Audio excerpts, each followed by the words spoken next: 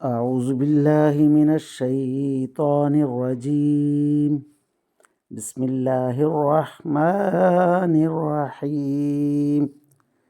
ذلك بأنهم شاقوا الله ورسوله ومن يشاقق الله ورسوله فإن الله شديد العقاب. ذلكم فذوقوه وأن للكافرين عذاب النار. آمنت بالله صدق الله مولانا العظيم وصدق رسوله النبي الكريم ونحن على ذلك من الشاهدين والشاكرين والحمد للہ رب العالمین۔ ابھی آپ کے سامنے سورہ الانفال کی آیت نمبر 13 اور 14 کی تلاوت کی گئی۔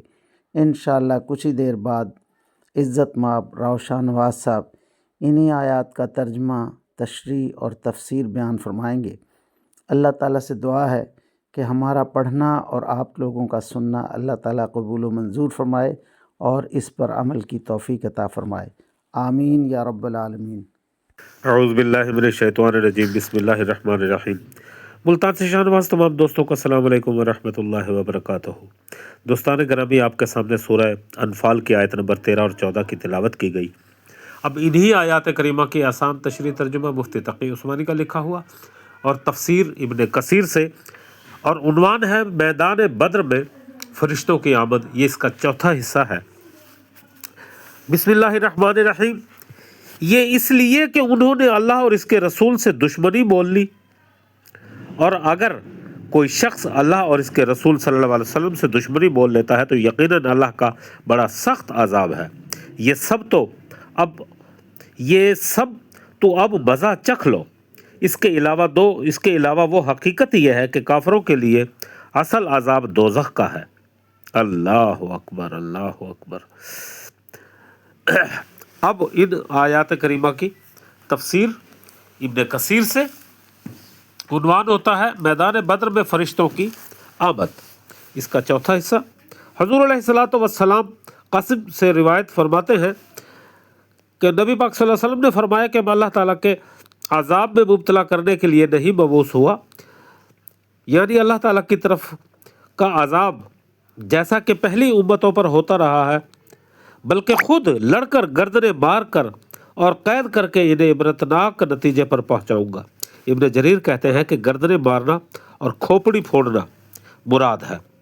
معاذی عموی میں لکھا ہے جنگ بدر کے روز نبی علیہ الصلوۃ والسلام مقتولین پر سے گزرے اور آپ صلی اللہ علیہ وسلم فرما رہے تھے کہ ان کے سر ٹوٹے پڑے ہیں، تو حضرت ابو بکر صدیق رضی اللہ تعالیٰ عنہ ساتھ ہی بول اٹھے اور جوڑ ملا کر ان سے ایک شعر کہہ دیا، اللہ اکبر، سر ٹوٹے پڑے ہیں ان لوگوں کے جو ہم پر غرور کرتے تھے، کیونکہ وہ لوگ بڑے ظالم اور نافرمان تھے۔ نبی کریم صلی اللہ علیہ وسلم نے گویا ایک بیت کے 2 ابتدائی لفظ کہے اور منتظر تھے کہ ابو بکر صدیق اس شعر کو پورا کریں، کیونکہ آپ صلی اللہ علیہ وسلم یہ حیثیت شاعر کے ثابت نہیں ہوئے، بلکہ جیسا کہ خود اللہ پاک نے فرمایا ہے، یعنی ہم نے ان کو شاعر نہیں بنایا اور نہ انہیں شاعر ہونا سزاوار تھا۔ یوم بدر میں لوگ ان مقتولین کو پہچان جاتے تھے جو ملائکہ کے ہاتھوں مرے ہیں، کیونکہ اسے مقتولین کے زخم گردن پر یا جوڑ بندوں پر ہوتا تھا۔ یہ ایسے نشانات ہوتے تھے گویا آگ سے جلے ہوئے ہیں۔ اللہ اکبر۔ مومن و دشمنوں کو ماروان کے جوڑ بندوں پر تاکہ ہاتھ پاؤں ٹوٹ جائے۔ بنان جمع کو کہتے ہیں، ہر جوڑ اور حصے کو بنان کہتے ہیں، اور زئی کہتے ہیں کہ مطلب یہ ہے کہ اے فرشتوں ان کافروں کے چہروں پر اور ان کی آنکھوں پر مارو اور ایسے زخم ڈالو کہ یہ آگ کی چنگاریوں سے جلا دے، اور کسی کافر کو قید کر لینے کے بعد مارنا جائز نہیں۔ ابن عباس رضی اللہ تعالیٰ عنہ فرماتے ہیں بدر کا قصہ بیان کرتے ہو کہ ابو جہل نے کہہ دیا تھا کہ قتل کرنے کی بجائے مسلمانوں کو زندہ پکڑو تاکہ تم انہیں مزہ چکھا سکو، ہمارے دین کو برا کہتے ہیں، ہم پر تان کرتے ہیں اور لات و عزا سے روگردانی کرتے ہیں جو کہ ان کے بت تھے۔ چنانچہ اللہ تعالیٰ نے ملائکہ سے کہہ دیا تھا کہ میں تمہارے ساتھ ہوں، تم مومنین کو ثابت قدم رکھو، میں کافروں کے دلوں میں مسلمانوں کا رعب ڈال دوں گا، تم ان کی گردنیں اور ان کے جوڑوں کو مارو۔ اور مقتولین بدر میں ابو جہل کا 69واں نمبر تھا۔ پھر عقبہ بن ابی معیط قید کر کے قتل کر دیے گئے اور 70 کے تعداد پوری ہو گئی۔ اللہ اکبر، اللہ اکبر۔ اس کی وجہ یہ تھی کہ انہوں نے اللہ تعالیٰ اور اللہ تعالیٰ کے رسول کی مخالفت کی تھی اور شرعی اور ایمان کو چھوڑ کر پہلو اختیار کیا تھا، اور لفظ شق عصا سے ماخوذ ہے، یعنی اس نے لکڑی کے 2 ٹکڑے کر دیے۔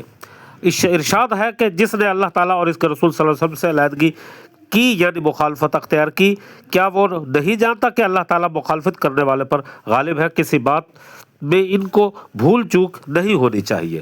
وآخر دعوانا ان الحمدللہ رب العالمین۔ اس کے غضب کا کوئی بھی مقابلہ نہیں کر سکتا۔ اللہ اکبر۔ میرے پروردگار، قرآن پاک پڑھا گیا، ترجمہ تشریح بیان کی گئی، اپنی بارگاہ میں منظور و مقبول فرما، اور ہمارے جتنے بھی دوست احباب کے عزیز و اقارب بیمار ہیں ان تمام کو شفائے کلی، شفائے کاملہ عاجلہ عطا فرما، آمین یا رب العالمین۔